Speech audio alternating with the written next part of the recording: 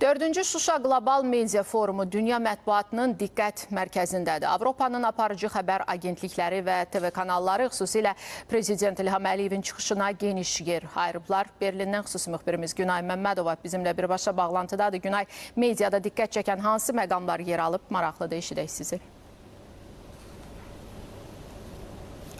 Bəli, Şuşa Qlobal Media Forumu Avropanın informasiya məkanında əks-səda doğurub. Avropanın aparıcı media qurumları və foruma qatılan xarici ekspertlər Azərbaycanın regionda sülhün və qlobal dialoqun təşəbbüskarı kimi rolunu xüsusi qeyd edirlər.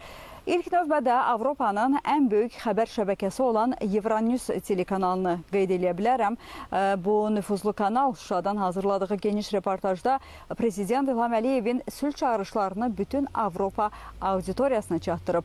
Euronews vurğulayır ki, rəsmi Bakı regionda beynəlxalq hüquqa əsaslanan davamlı sülhün tərəfdarıdır və Şuşa platforması bu məqsədə xidmət edir.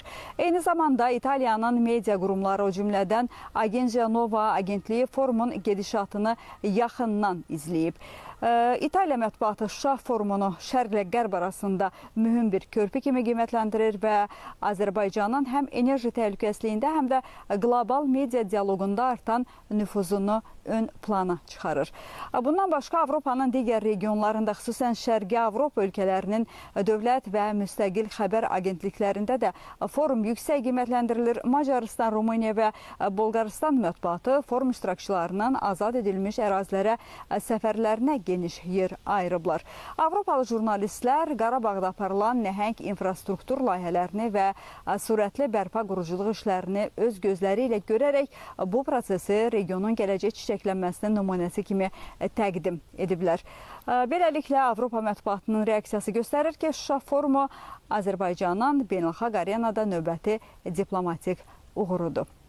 Belə çatdıracaqlarım bu qədər. Buyurun, söz sizdə. Mən sizə təşəkkür